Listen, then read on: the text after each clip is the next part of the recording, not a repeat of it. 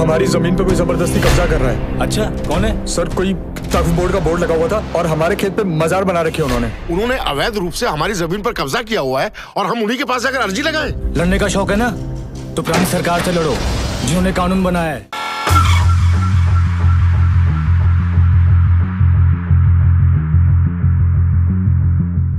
नमस्कार, आप देख रहे हैं एनएमएफ न्यूज और आपके साथ मैं हूं नम्रता चौधरी। सोचिए, एक सुबह आप सोकर उठे और आपकी जमीन पर किसी और का कब्जा हो जाए। वहां पर बाकायदा एक ऐसा बोर्ड लग जाए जिस पर लिखा हो कि अब आपकी और बाकी किसी की भी एंट्री वर्जित है, तो आप क्या करेंगे? जाहिर है, परेशान होकर आप पुलिस थाने जाएंगे, शिकायत लिखवाएंगे। लेकिन अब इससे भी बुरा सोचिए, थाना इंचार्ज कह दे कि आपकी शिकायत यहां नहीं सुनी जाएगी, बल्कि जिसने इस जमीन पर कब्जा करके बोर्ड लगाया है उसी के आगे आपको हाथ जोड़ने होंगे। आसान शब्दों में कहूं तो अपनी चुराई हुई चीज आपको चोर के आगे ही हाथ फैलाकर मांगनी पड़े तो क्या होगा?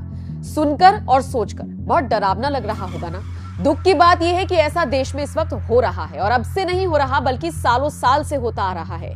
लेकिन हमारे देश में धर्म को आगे लाकर क्या कुछ नहीं कर दिया जाता? इसी धर्म के आधार पर यह सब कुछ हो रहा है। किसी की जमीन का एक छोटा सा टुकड़ा जा रहा है तो किसी राज्य में गांव के गांव हड़प लिए जा रहे हैं। इतना ही नहीं, धर्म को ढाल बनाते हुए हिंदुओं के मंदिरों तक पर बोर्ड लगा दिया गया है कि अब ये जगह उनकी है। कौन है ये लोग जो धन को आगे लाकर जमीनें हड़प रही हैं? इनका मकसद क्या है? कैसे सरकार इनसे निपटेगी? अब तक कितनी जमीन इस तरह से हड़प ली गई है? इसी की सच्चाई से आपको रूबरू कराती है एक फिल्म जिसका नाम है आखिर पलायन कब तक। फिल्म 16 फरवरी 2024 को रिलीज होगी, लेकिन उससे पहले उसका जबरदस्त टीजर रिलीज हुआ है जिसने गदर काट दिया है। 6 दिन में ही फिल्म के टीजर को लाखों लोगों ने देख लिया। फिल्म में अगर फैक्ट्स के साथ सच्चाई दिखाई जाएगी ना, तो इस फिल्म को करोड़ों कमाने से यकीन मानिए कोई नहीं रोक सकता।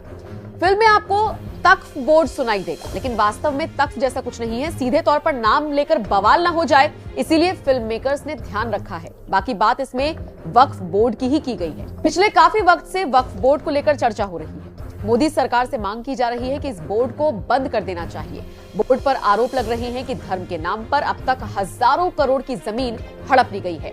अंदाजा लगाइए कि देश में सरकार और रेलवे के बाद अगर सबसे ज्यादा जमीन किसी के पास है तो वो वक्फ बोर्ड ही है। और इससे भी ज्यादा हैरानी की बात तो ये है कि दुनिया के 57 मुस्लिम देशों में वक्फ बोर्ड जैसा कुछ नहीं, लेकिन भारत में मुस्लिमों के लिए ये बोर्ड अलग से बनाया गया है, जो अब काम कम और अवैध तरीके से जमीन हड़पने को लेकर ज्यादा चर्चा में है। विस्तार से समझिए वक्फ बोर्ड पर क्या क्या आरोप लगे हैं। बीजेपी सांसद हरनाथ सिंह ने वक्फ बोर्ड पर आरोप लगाते हुए कई सारे खुलासे कर दिए। हरनाथ ने क्या कुछ कहा वो आपको बताते हैं। वक्फ बोर्ड की ताकत यह है कि अगर बोर्ड के मेंबर या कार्याधिकारी किसी भी संपत्ति को बोल देंगे कि ये उनकी संपत्ति है, तो बोर्ड को ये साबित करने की भी जरूरत नहीं पड़ेगी कि ये जमीन उनकी है या नहीं। जिस शख्स की वो जमीन थी उसे साबित करने के लिए चक्कर काटने पड़े। वक्फ बोर्ड कानून कहता है कि उसके फैसले को किसी भी अदालत में चुनौती नहीं दी जा सकती, फिर चाहे वो सुप्रीम कोर्ट ही क्यों ना हो। वक्फ बोर्ड देश का तीसरा सबसे बड़ा जमींदार बनकर उभरा है। वक्फ की संपत्ति का स्वामी अल्लाह को बनाया गया है और स्थायी रूप से इस जमीन को धार्मिक कार्यों के लिए समर्पित किया जाता है। चलिए अब ये भी जान लीजिए वक्फ का क्या मतलब होता है और इसकी शुरुआत किसने की थी। क्या होता है वक्फ का मतलब? वक्फ का मतलब होता है अल्लाह के नाम पर दान कर देना। वक्फ के नाम पर दान दी गई संपत्ति को दोबारा हासिल नहीं किया जा सकता।